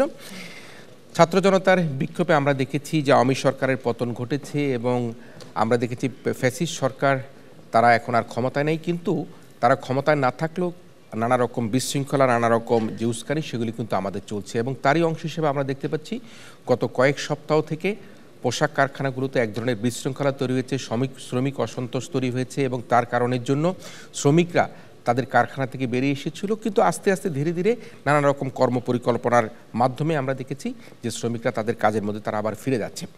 এখন যে প্রশ্নটা হচ্ছে সেটি হচ্ছে কি শুধুমাত্র কি আমাদের এই পোশাক কারখানায় আন্দোলন হয়েছিল? আমরা কিন্তু দেখেছি যে এই পোশাক কারখানা ছাড়াও কিন্তু যেখানে শান্তিপূর্ণভাবে কাজ হয়, যেখানে সকল কমপ্লায়েন্স মেনটেন করা হয়, ফার্মাসিউটিক্যাল কোম্পানি, শু ফ্যাক্টরি, কৃষি প্রক্রিয়াজাত শিল্প সব বেশ কয়েকটি ভারী শিল্প কারখানাও কিন্তু আমরা দেখেছি শ্রমিকদেরকে সে আন্দোলন করতে, রাস্তায় বেরিয়ে আসতে, জ্বালাও পোড়াও করতে, আগুন জ্বালিয়ে দিতে। তাহলে কেন এগুলো করছে? শ্রমিকদের ন্যায্য দাবিকে অবশ্যই সমর্থন করি। একটা শ্রমিকের যখন বেতন বৈষম্য থাকবে, সে যখন ঠিকমতো বেতন পাবে না, সে যখন তার একটু পুষ্টির জন্য একটা ডিম খেতে পারবে না, তখন কিন্তু আমাদের মনে বেদনা হয়, আমাদের মনে কষ্ট হয়। একজন শ্রমিক যখন দিনের পর দিন, রাতের পর রাত একটি চপ্পল পরে ঘন্টার পর ঘন্টা হেঁটে গিয়ে তার কারখানা যায়, যখন সে তার বেতন পাবে না, তার ন্যায্য মজুরি পাবে না, তখন কিন্তু আমাদের মনের মধ্যে একটা কালো দাগ কাটে। কিন্তু আমরা এই যে শ্রমিকের বেতন বৈষম্যকে সমর্থন করলেও আমরা কিন্তু এই ধরনের কোনো কর্মকাণ্ডকে সমর্থন করি না। কোনো অযৌক্তিক দাবির মাধ্যমে, কোনো অযৌক্তিক স্বার্থান্বেষী মহলের উস্কানির কারণে আমাদের শ্রমিকরা বিভ্রান্ত হয়ে তাদের ফ্যাক্টরিতে, তাদের কারখানাতে, তাদের মালিক কর্তৃপক্ষকে তারা আটকে রেখে তারা আন্দোলন করবে, তারা সেখানে জ্বালাও পোড়াও করবে, তারা ভাঙচুর করবে, সেটাকে কিন্তু আমরা কোনোভাবেই সমর্থন করতে পারি না। আমরা দেখেছি আমাদের শ্রমিক ভাইয়েরা যারা ন্যায্য অধিকারের দাবির জন্য তারা নানা রকমভাবে তাদের ভয়েস রেজ করছিল, তখন বহিরাগত কিছু মানুষ সেই কারখানাগুলোতে ঢুকে, যারা শ্রমিকও নয়, যারা শ্রমিক নেতাও নয়, আমাদের শ্রমিকদেরকে বিভ্রান্ত করে তাদেরকে বাইরে এনে সেই ফ্যাক্টরিগুলোর সামনে, কারখানাগুলোর সামনে তারা নানা রকম আন্দোলনমুখী করবার চেষ্টা করেছে। তার জ্বলন্ত উদাহরণ আমরা দেখেছি একটি বেসরকারি বিশ্ববিদ্যালয়ের একজন শিক্ষার্থী ইশতিয়াক নামক, যিনি ছাত্রলীগের নেতা, তিনি আশুলিয়ায় গার্মেন্টস ফ্যাক্টরিগুলোর সামনে দাঁড়িয়ে উস্কানিমূলক যে বক্তব্য দিয়ে আমাদের শ্রমিকদেরকে বিভ্রান্ত করেছে। সেই কারণের জন্য আমরা বলছি যে আমরা কোনোভাবেই কোনো অন্যায়, কোনোভাবেই কোনো রকম অপপ্রচারকে আমরা সমর্থন করি না, তবে শ্রমিকদের ন্যায্য আদায়, ন্যায্য মজুরিকে আমরা সমর্থন করি। শ্রমিকদের কোনোভাবেই যে অযৌক্তিক কোনো রকম যে আন্দোলন, ভাঙচুরকে আমরা কোনোভাবেই সমর্থন করি না। আমরা যেটা বলতে চাই সেটি হচ্ছে যে বর্তমান যে অবস্থা চলছে, সে অবস্থার প্রেক্ষাপটে আমরা আমাদের যে এখন পোশাক খাত, আরএমজি খাত, সেই খাতের কিন্তু কম্পিটিটর আমাদের পার্শ্ববর্তী দেশ, এবং আমরা নানা ক্ষেত্রে দেখি যে আমাদের পার্শ্ববর্তী দেশ যখনই কোনো সুযোগ পায় আমাদের সাথে উস্কানি দেওয়ার চেষ্টা করে। আমাদের এই পোশাক শিল্পকে তারা দখল করবার জন্য, পোশাক শিল্প কারখানাগুলোকে তারা তাদের আয়ত্তে আনবার জন্য, আমাদের বায়ারকে ফিরিয়ে নেবার জন্য আমাদের সন্দেহ হয়, আমরা অনুভব করি। আমরা আমাদের সকল দেশের নাগরিকরা মনে করে যে পার্শ্ববর্তী কোনো দেশ আমাদের শ্রমিকদেরকে উস্কানি দিয়ে, আমাদের শ্রমিকদেরকে ভুল বুঝিয়ে আমাদের ফ্যাক্টরিগুলিতে, আমাদের কারখানাগুলিতে অসন্তোষ তৈরি করে আমাদের অর্ডারগুলো আমাদের বায়ারদেরকে বিদেশে, অন্য দেশের দিকে বা তার নিজের দেশের দিকে নিয়ে যাওয়ার চেষ্টা করছি কিনা। সে কারণে আমি বলি যে পোশাক কারখানার শ্রমিক, মালিক, আপনারা যারা আছেন, মাননীয় সচিব মহোদয় আছেন, মাননীয় উপদেষ্টা সাহেব আছেন, আপনারা সকলেই সচেতন থাকবেন আমাদের পোশাক কারখানায় কোনো বিশৃঙ্খলা তৈরি করবার জন্য।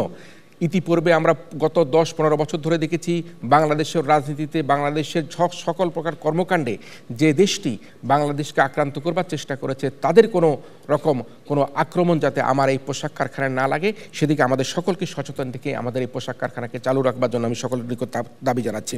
তবে একটা কথা বলতে চাই, শুধুমাত্র দেশি বিদেশিদের স্বার্থন্বেষী মহল সেটিও কিন্তু নয়। আমরা দেখেছি আমাদের শ্রমিকদের কাজের বৈষম্য রয়েছে, তাদের কাজের অনিশ্চয়তা, কিছু কারখানার মালিক অলরেডি পালিয়ে গিয়েছে, কেউ জেলে রয়েছে, জুট ব্যবসা নিয়ন্ত্রণ রয়েছে, রাজনৈতিক যে প্রভাব সেটি রয়েছে, এক দলের প্রভাব শেষ হয়েছে, আরেক দলের নেতারা এসে সেখানে প্রভাব করবার চেষ্টা করেছে।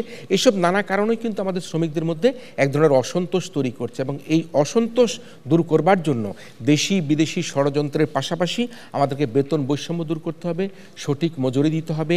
যারা যেসব গার্মেন্টস মালিকরা পালিয়ে গিয়েছে, যেসব গার্মেন্টস মালিকরা জেলে রয়েছে, তাদের ব্যাপারে শ্রম কর্মসংস্থান মন্ত্রণালয় এবং সরকার একটা সঠিক সিদ্ধান্ত গ্রহণ করবে, শ্রমিকদেরকে আশ্বস্ত করবে। তাহলেই আমরা মনে করি আমাদের যে অসন্তোষটা বিরাজ করছে, সেই অসন্তোষটা আমরা সেই গার্মেন্টস কারখানাগুলোতে আমরা আর দেখতে পাবো না। বর্তমানে পোশাক শিল্পে প্রায় 40 লক্ষের বেশি শ্রমিক কাজ করছে, যাদের শ্রমে ঘামে আমরা আজকে বৈদেশিক মুদ্রা উপার্জন করছি। আমাদের বৈদেশিক মুদ্রা উপার্জনের সবচেয়ে বড় খাত হচ্ছে গিয়ে আমাদের রপ্তানি খাত, এবং তার রপ্তানি খাতের সবচেয়ে বড় জায়গাটা হচ্ছে গিয়ে আমাদের আরএমজি খাত। আরএমজি খাতের যে 40 লক্ষ কর্মী, শ্রমিক ভাইরা শ্রমে ঘামে যে কাজ করছে, তাদের কারণেই কিন্তু আজকে গ্রিন ফ্যাক্টরি হয়েছে, তাদের কারণেই কিন্তু গার্মেন্টস মালিকরা আজকে রাষ্ট্রীয় পদক পাচ্ছে, সিআইপি হচ্ছে, ভিআইপির মর্যাদা পাচ্ছে, তারা ফার্স্ট ক্লাসে বিদেশে ভ্রমণ করছে, রাষ্ট্রীয় অতিথি হিসাবে সরকারের সাথে, সরকার প্রধানের সাথে তারা দেশে বিদেশে বিভিন্ন জায়গায় যাচ্ছে। কিন্তু প্রশ্ন হচ্ছে যদি আজকে আমার শ্রমিক ঘামের সেই শ্রমিক ভাইদেরকে তাদের যদি ন্যায্য মজুরি দেওয়া না হয়, তাহলে তাদের প্রাপ্ত রাষ্ট্রীয় পদক, তাদের সিআইপি ভিআইপি মর্যাদা সকল কিছু ভুলুণ্ঠিত হয়ে যাবে, ম্লান হয়ে যাবে। সে কারণে আমি বলতে চাই, আজকে যারা এই পোশাক শ্রমিক মালিকরা রয়েছেন, শ্রমিক গ্রামের শ্রমিকদের ন্যায্য অধিকারের ক্ষেত্রে যদি তাদেরকে বঞ্চিত করা হয়, তাহলে আপনারা যত রাষ্ট্রীয় পদক পান না কেন, যত আন্তর্জাতিক পদক পান না কেন, যত সুন্দর গ্রিন ফ্যাক্টরি আপনারা করেন না কেন, যত ভিআইপি সিআইপির মর্যাদা আপনারা পান না কেন, সব কিছু কিন্তু ম্লান হয়ে যাবে। সে কারণে আমি বলি, আজকের এই ছায়া সংসদের মধ্যে দিয়ে আমাদের শ্রমিক মালিক একত্রিত হয়ে আমাদের যে গার্মেন্টস শিল্পকে, সেই শিল্পকে আমাদেরকে বাঁচিয়ে রাখতে হবে। পোশাক শ্রমিকরা হচ্ছে গিয়ে তাদেরকে মনে করতে হবে, মালিকদের মনে করতে হবে সে আমার পরিবারের সন্তান, আমার ছেলে বা মেয়ে, তাকে সে আদর যত্ন করে তাকে বড় করতে হবে। সেটা যদি করা না হয়, তাহলে কিন্তু আজকে যারা শ্রমিকরা তারা তার অভিভাবককে মর্যাদা দিবে না। যদি গার্মেন্টসের মালিকরা পরিচালকরা অভিভাবক হয়ে থাকে, তাহলে আমাদেরকে মনে রাখতে হবে আমাদের সেই শ্রমিকরা অভিভাবকের সন্তান, এবং সেই সন্তানকে একে অপরকে তাদের একে অপরের সাথে সে ধরনের সম্পর্ক তাদেরকে তৈরি করতে হবে। আমাদের দেশে একটা বড় সমস্যা হচ্ছে গিয়ে গার্মেন্টস ফ্যাক্টরিতে, কী কারণে আমি জানি না, যে জুট ব্যবসা একটা বড় ব্যবসা। জুট বলতে মানুষ মনে করতো ছোটোখাটো কিছু, সেগুলি কিছু নয়। কিন্তু যে পোশাকগুলি বিক্রি হয় না, অবিক্রিত থাকে, সেই জুট ব্যবসা নিয়ে যে ধরনের গণ্ডগোল শুরু হয়ে থাকে, যখন যে দল ক্ষমতা থাকে সে দল সেখানে আধিপত্য বিস্তার করবার চেষ্টা করে। ফ্যাসিস্ট সরকার বিদায় হয়ে যাবার পর আমরা দেখেছি জুট ব্যবসায় যারা নিয়ন্ত্রণ করত, তারা যখন পালিয়ে গেল, তখন অন্য একটা পক্ষ এসে জুট ব্যবসায় নিয়ন্ত্রণ নেবার চেষ্টা করে। আমি অত্যন্ত দুঃখের সাথে বলতে চাই গণমাধ্যমের সামনে, এই জুট ব্যবসার নিয়ন্ত্রণ করতে গিয়ে দেখা গিয়েছে অনেক গার্মেন্টস মালিককে স্থানীয় প্রভাবশালী রাজনীতিবিদরা যখন সেই জুট ব্যবসা নিয়ন্ত্রণ করতে পারে নাই, তখন তাকে বৈষম্য বিরোধী ছাত্র আন্দোলনের মামলায় তাকে সেই মামলা অন্তর্ভুক্ত করা হয়েছে, শুধুমাত্র এই জুট ব্যবসাকে কেন্দ্র করে, জুট ব্যবসা নিয়ন্ত্রণকে প্রতিষ্ঠা করবার জন্য। আমরা এটাকে ধিক্কার জানাই। পোশাক কারখানাগুলোতে সাম্প্রতিক অস্থিরতার জন্য দেশি বিরোধী যদি কোনো ষড়যন্ত্র থেকে থাকে, সেই ষড়যন্ত্রকে মোকাবেলা করবার জন্য গোয়েন্দা সংস্থার মাধ্যমে তদন্ত করে আমাদেরকে দেখতে হবে এই ষড়যন্ত্র কারা করছে। সেই ফ্যাসিস্ট স্বৈরাচার সরকারের যে প্রেতাত্মারা, তারা কি ষড়যন্ত্রের সাথে লিপ্ত রয়েছে কিনা, আমাদের পার্শ্ববর্তী দেশ সেই ষড়যন্ত্র করছে কিনা, এ ধরনের ষড়যন্ত্র হচ্ছে কিনা, সেই বিষয়গুলোকে আমরা গোয়েন্দা সংস্থার মাধ্যমে আমরা পর্যবেক্ষণ করে তার একটা সুপারিশপালা আমরা তৈরি করবার জন্য অনুরোধ করছি। পোশাক কারখানাগুলোতে অস্থিরতার জন্য দেশি বিদেশি চক্রের বাইরে যদি শ্রমিকদের ন্যায্য মজুরি প্রদান করা না হয়, শ্রমিকের মজুরি বোর্ড পুনর্গঠন করা না হয়, তার বাস্তবায়ন করা না হয়, তাহলে কিন্তু এই সন্তোষ থাকবে। সে কারণে ন্যায্য মজুরি প্রদানের ক্ষেত্রে আমি সরকারের কাছে অনুরোধ করছি। বিগত সরকারের সময় অনৈতিক সমর্থন আদায়ের জন্য তথাকথিত কিছু শ্রমিক সংগঠনকে নিবন্ধন দেওয়া হয়েছে। সেই নিবন্ধিত সংগঠনগুলোকে ভালোভাবে পর্যবেক্ষণ করা এবং বর্তমান যে অস্থিতিশীল অবস্থা বিরাজ করছে, এই ধরনের নিবন্ধিত সেই সংগঠনগুলো জড়িত কিনা সেটিও ভালোভাবে বিচার বিশ্লেষণ করা। আমি আমার বক্তব্য শেষ করলাম। এই পর্যায়ে আমি আহ্বান জানাচ্ছি, আপনারা প্রত্যেকে চিনেন, আমাদের বিতার্কিক বন্ধুরাও চিনে, যারা টেলিভিশন দেখেন না, তারাও জানেন যে আজকের অতিথি কে। তিনি জাতীয় ভোক্তা অধিকার অধিদপ্তরের নিরলসভাবে কাজ করেছেন এবং বর্তমান অন্তর্বর্তীকালীন সরকার তাকে যে দায়িত্ব দিয়েছে একজন তরুণ উপদেষ্টার সাথে, একজন মার্জিত উপদেষ্টার সাথে। তিনি হচ্ছেন আমাদের আজকের প্রধান অতিথি, জনাব এইচ এম শফিকুজ্জামান, সচিব শ্রম কর্মসংস্থান মন্ত্রণালয়ের। আমি এবার আহ্বান করছি আমাদের আজকের এই ছায়া সংসদের প্রধান অতিথি, শ্রম কর্মসংস্থান মন্ত্রণালয়ের সম্মানিত সচিব জনাব এইচ এম শফিকুজ্জামানকে এই পর্যায়ে প্রধান অতিথি হিসেবে তার বক্তব্য প্রদান করবার জন্য। 15 বছরের যে বৈষম্য, এই অধিকারের বঞ্চনা, সেই বঞ্চনার এটি কিন্তু আমাদের লিগ্যাল ম্যান্ডেট যেটা আমাদের সংবিধানে, সেখানে কিন্তু কোনো বঞ্চনার কথা বলা হয়নি। একদম স্পেসিফিক আমরা যদি আর্টিকেল 3 অধ্যায় সংবিধানের আর্টিকেল যদি 34-এ, সেখানে কিন্তু জবরদস্তি শ্রম নিষিদ্ধকরণের কথা স্পেসিফিক একটা আর্টিকেলই আছে ওখানে। আমাদের অধিকারের প্রশ্নে আর্টিকেল 20-তে বলা আছে, আমাদের স্বাধীনতার ব্যাপারে আর্টিকেল 32-তে বলা আছে, আমাদের সংগঠন করার স্বাধীনতার জন্য যে আমরা যে কোনো সংগঠন করতে পারবো অবাধে স্বাধীনভাবে, সেটা যেন আর্টিকেল 38-এ বলা আছে। এর বাইরেও যেটি আছে আমাদের শ্রম আইনেও কিন্তু এই কথাগুলো স্পেশালি বলা আছে। তাহলে সমস্যাটা কোথায় দাঁড়াচ্ছে? রাষ্ট্র সংস্কারের যে মেরামতের বিষয়, সেখানে আসলে প্রকৃত পক্ষে যারা জনগণের প্রতিনিধিত্ব করে, কারণ পার্লামেন্টটা কি, সেটা জনগণের প্রতিনিধিত্ব করবে, সেই ব্যক্তিরাই পার্লামেন্টে আইন প্রণয়ন করবে। তাহলে এইখানে আমাদের ওই প্রকৃত প্রতিনিধিত্ব করে তাদেরকে নিয়ে আসতে হবে, এটি একটি বেসিক বিষয়। দ্বিতীয় যে জায়গাটা, আপনারা যে বড় দুটি সংগঠন আছে মালিক পক্ষের, বিজেএমইর কথা বলেন, বিকেএমইর কথা বলেন, এই দুটি সংগঠনের নেতৃত্বে কারা?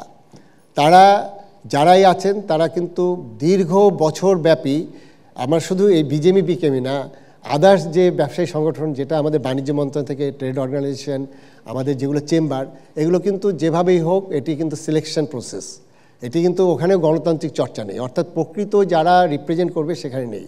তাহলে কি হচ্ছে যে সংগঠনগুলোর মধ্যেও কিন্তু ওই ক্ষেত্রে আপনার মানে কি ভয়েস রেজ করার মতো, নিরপেক্ষভাবে কথা বলার মতো নেই, তারাও কিন্তু ওই দলীয় একটা আপনার অ্যালাইনমেন্ট থেকে যাচ্ছে। তাই প্রবলেমটা কিন্তু ওখানেও আছে।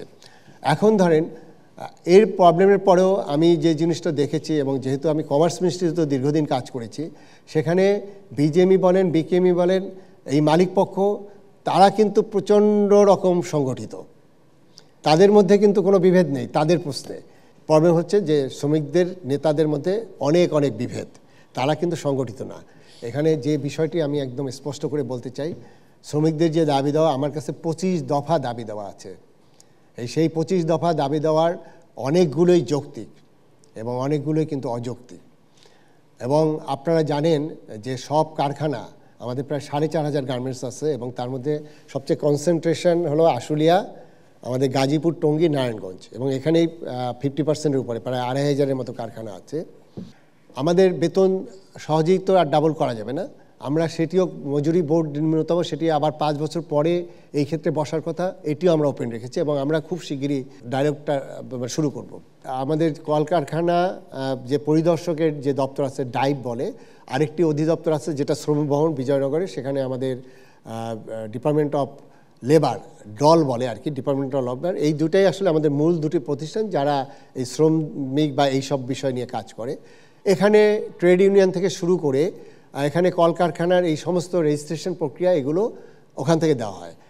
আমাদের ভিতরে অনেক জায়গায় এখানে অনেক অস্বচ্ছতা আছে।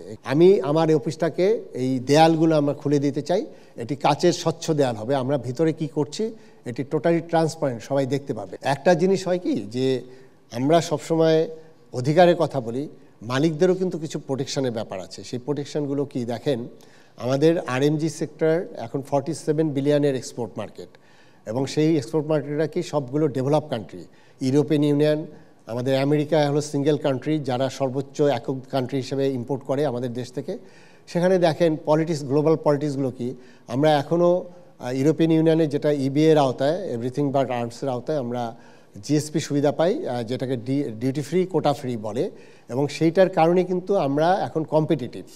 আমাদের টেকনোলজি কিন্তু এখনও ওয়ার্ল্ড স্ট্যান্ডার্ডে আসেনি। আপনার চায়না বা ইভেন ভিয়েতনাম, তারা কিন্তু অনেক আপনার মডার্ন টেকনোলজি দিয়ে তারা কম্পিটিটিভ, এবং আমরা যে এই যে কম্পিটিটিভনেস ধরে রেখেছি এটা কিন্তু শুধু ওই সুবিধার কারণে। তাহলে আমাদের কি টেকনোলজিক্যাল অ্যাডভান্সমেন্ট লাগবে। আর একটা বিষয় হলো যে আমরা এখন সেকেন্ড লার্জেস্ট এক্সপোর্টের ক্ষেত্রে, তাই সেই ক্ষেত্রে আমরা প্রথম স্থান অধিকার করতে চাই। এই জায়গায় তো পলিটিক্স থাকবে। আমাদের যারা কাছাকাছি, আমাদের ঘাড়ে নিঃশ্বাস ছাড়ছে, ভিয়েতনাম, ক্যাম্বোডিয়া এবং আমাদের আশেপাশের দেশগুলো, তারা তো আমাদেরকে কখনই খুব সহজে কি বলবো যে ইয়ে করতে দিবে না, আমাদের উৎপাদন ব্যবস্থা চালিয়ে দিতে দিবে না। এবং সেখানে আমি অনেক জায়গায়, দু এক জায়গায় বলার চেষ্টা করেছি, এখানে কিন্তু বাইরের ইন্ধন আছে। এই যে বাইরের ইন্ধন, এবং গোয়েন্দা সংস্থার রিপোর্টও তাই বলে, তাহলে আমাদের সেটা আইডেন্টিফাই করতে হবে। অনেকটা সময় হয়তো আমরা জিওপলিটিক্যাল ইস্যুতে এই বাইরের ইন্ধনগুলোকে আমরা হয়তো বা ওইভাবে অ্যাড্রেস করতে পারিনি, কিন্তু এখন যে সরকার এসেছে আপনারা দেখেছেন ইতিমধ্যেই হাওয়া কিন্তু চেঞ্জ হয়ে গেছে। এখন সব ওয়ার্ল্ড ব্যাংক থেকে শুরু করে IMF বলেন, ADB বলেন, আমরা ইউরোপিয়ান ইউনিয়ন, সবাই কিন্তু এখানে আসতে চাচ্ছে। তাহলে কি দরকার আমাদের, আমাদের পিছনের যারা শত্রুরা তারা কি করবে, ওই আনরেস্ট তৈরি করে রাখবে। কারণ হলো যে যখন ওয়ার্ল্ড মিডিয়াতে যাবে এই বাংলাদেশের শ্রমিকরা রাস্তা বন্ধ করে রাখছে, তাদের উপরে ইট মেরে তাদের মেরে ফেলা হয়েছে, যে কিছুদিন আগে একজন মহিলা মারা গেল আপনার উপর থেকে 7 তলা থেকে ইট মেরে, এই চিত্রগুলো, এই রক্তের চিত্রগুলোই আপনার মানে ওয়ার্ল্ড মিডিয়াতে বেশি বেশি প্রচার করা হবে। এবং তাতে কি হবে যে আমাদের সম্পর্কে একটা নেগেটিভ ধারণা তৈরি করার একটা প্রচেষ্টা থাকবে। কেন নেগেটিভ ধারণা? অর্থাৎ এই গার্মেন্টসের অর্ডারগুলো আপনারা যারা খোঁজখবর রাখেন, যেমন সামনে ক্রিসমাস আছে, উইন্টার আছে, এরপরে সামার, এগুলো কিন্তু অর্ডারগুলো এমন যে 7টা দিন দেরি হলে কিন্তু আপনার এই অর্ডারগুলো বাইরে চলে যায়, মানে এই দেশে রাখবে না। কারণ তারা টাইম মতো যদি আমরা এটা শিপমেন্ট না করতে পারি, এখন ধরেন শিপমেন্ট আমার জাহাজে করার কথা, আমার কস্ট ইফেক্টিভ হতো, এমন একটা সময় দেখা গেল যে আমি যেটুকু লাভ পেলাম সেটা আমার যদি এয়ারে পাঠাতে হয় তাহলে লাভ তো ভালো, এটা লস হবে। তাহলে কি হচ্ছে যে এই মালিকদের স্বার্থে কিন্তু আমাদের এই শ্রমিকদের, তাদের কিন্তু এইখানে যেহেতু একটা ফর্মাল চ্যানেলে তাদের দাবি দেওয়া যাচ্ছে, তাদেরও কিন্তু এই জায়গায় কিন্তু ধৈর্য ধরতে হবে। কারণ কিছু হলেই আমি একটা আন্দোলন করব, কিছু হলে আমি ফ্যাক্টরি থেকে বেরিয়ে যাব, এইটা কিন্তু করা যাবে না। তাতে হচ্ছে কি যে এই আনরেস্টের ফলে মালিক তো ক্ষতিগ্রস্ত হচ্ছেই, কিন্তু সবচেয়ে বড় ক্ষতিগ্রস্ত হচ্ছে আমাদের শ্রমিকরা সরাসরি। তারা যদি এই যে জবলেস হয়, তারা যদি কর্মহীন হয়ে পড়ে, তখন কি হবে যে আমরা তো আইনশৃঙ্খলা রক্ষাও তো আমরা করতে পারবো না। তো এইগুলো অনেকগুলো ডাইমেনশন আছে। আমি শেষ কথা বলে শেষ করব যে আমরা সরকার এখন অনেকটাই বলবো যে মানে কি বলবো, জনবান্ধব সরকার। এই জনবান্ধব বলতে কি শুধু শ্রমিক না, মালিক না, সবার জন্যই। তা সেই ক্ষেত্রে আমি সবার সহযোগিতা চাই, এবং আমাদের উপদেষ্টা এবং আমাদের চিফ অ্যাডভাইজার মহোদয় তারা সবাই ওইভাবেই আমাদেরকে ইনস্ট্রাকশন দিয়েছেন। আমরা ডায়ালগ অব্যাহত রাখছি। এমন কোনো সমস্যা প্রবলেম নাই যেটি আলোচনার মাধ্যমে সমাধান করা যায় না। হয়তো আমরা একসাথে হয়তো এক মাসে সব করতে পারবো না, তা আমাদের যেগুলো ইমিডিয়েট যেগুলো সমস্যা আছে সেটা আমরা সমাধান করব ইনশাল্লাহ। আর একটি জিনিস হলো যে আমাদের কারখানা খোলা রাখতে হবে, এবং আমি মালিকদের যেমন আহ্বান জানাবো, একইভাবে শ্রমিকদের আহ্বান জানাবো। যেখানে আমার 20,000 30,000 শ্রমিক কাজ করে, সেখানে আপনারা যদি সংগঠিত থাকেন, আপনার ফ্যাক্টরি যদি আপনারা চালু রাখেন, তাহলে এমন কোনো শক্তি নাই যে বাইরে থেকে এসে সেখানে বাধা সৃষ্টি করতে পারে। আমাদের শ্রম আইন আছে, সেই শ্রম আইনের মধ্যে যেখানে আমাদের যদি এটা ডেভেলপ করারও যদি সুযোগ থাকে, এবং এই আইন তো আপনার এমন কিছু না যে যেটা পরিবর্তন করা যাবে না। আমরা প্রত্যেক সময় এই আইনগুলো আপগ্রেড করি, এবং এখানে যদি এই অনুমতির বিষয়ে যদি কোনো বাইন্ডিংস থাকে, অবশ্যই আমরা এটা অ্যাড্রেস করব। আপনারা ইতিমধ্যেই দেখেছেন যে বেক্সিমকো তাদের ওখানে আপনার অ্যাডমিনিস্ট্রেটর নিয়োগ হয়েছে। এইসব প্রতিষ্ঠান তো একটা ইনস্টিটিউশনাল পর্যায়ে গেছে। আমার মনে হয় যে এটি আস্তে আস্তে আপনার ওভারকাম করবে।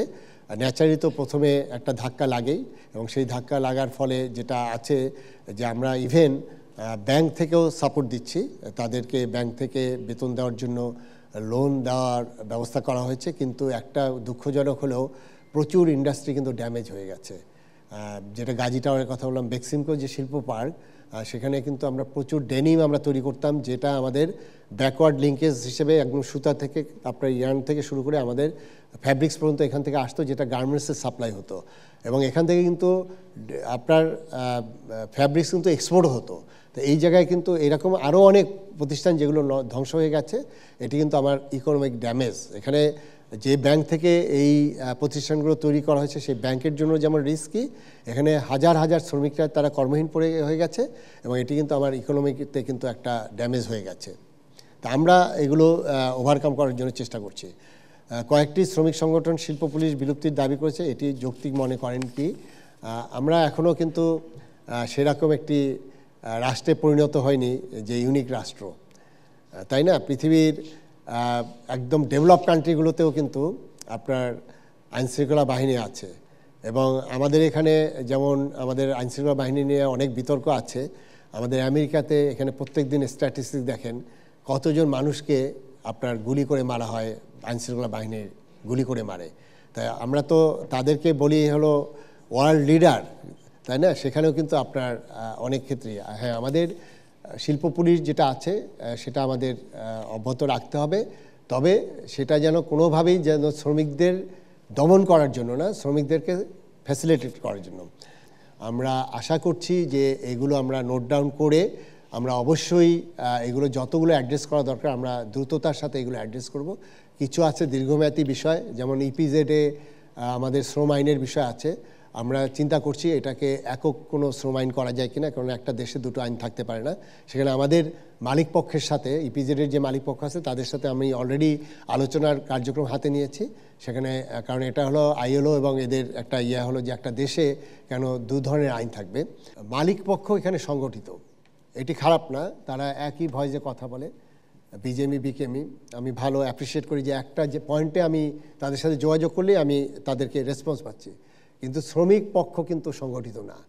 এবং আপনিও আপনার বক্তব্য বলেছেন শ্রমিকদের মধ্যে অনেকেই আছে যে তারা অনেক ক্ষেত্রেই শ্রমিকদের স্বার্থের থেকে ডিফারেন্টভাবে হয়তো তাদের ভিন্ন এজেন্ডা তাদের দিয়ে বাস্তবায়ন করা হচ্ছে।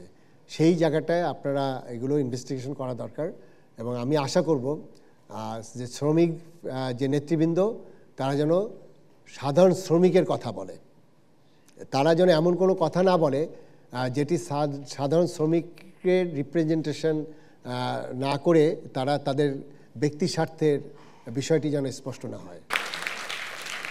আমরা আমাদের ফলাফল পেয়ে গিয়েছি। আজকের যে ছায়া সংসদ, এই ছায়া সংসদে প্রস্তাবিত যে বিষয়টি সেটি হচ্ছে শ্রমিক অধিকার অপেক্ষার রাজনৈতিক স্বার্থই পোশাক খাতে অস্থিরতা তৈরি করছে। যারা এই প্রস্তাবের পক্ষে আছেন তারা হা বলুন। প্রস্তাবের পক্ষ দল হা বলুন। প্রস্তাবের পক্ষে আছে হা বলুন। আর যারা প্রস্তাবের বিপক্ষে আছে না বলুন। যারা এই প্রস্তাবের বিপক্ষে আছে তারা না বলুন। প্রস্তাবের বিপক্ষ দল না বলুন। আমরা হ্যাঁ এবং না ভোট দুটাই পেয়ে গিয়েছি। শ্রম অধিকার এবং শ্রমিকদের ন্যায্য মূল্য নিয়ে পোশাক খাতের অস্থিরতার শীর্ষক আজকের এই ছায়া সংসদে এই প্রস্তাবটি এই ছায়া সংসদে গৃহীত হয়নি।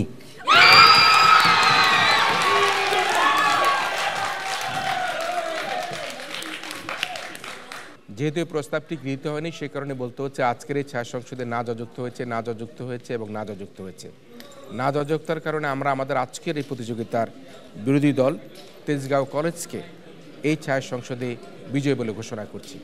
সুপ্রিয় দর্শক মণ্ডলী, আপনারা এতক্ষণ টেলিভিশনের পর্দায় দেশে অথবা বিদেশে আমাদের আজকের এই পাবলিক পার্লামেন্ট বিতর্ক প্রতিযোগিতা দেখলেন। আপনাদের সবাইকে আমাদের আগামী অনুষ্ঠান দেখার আমন্ত্রণের মধ্যে দিয়ে আজকের মতো এই ছায়া সংসদ এখানেই শেষ করছি।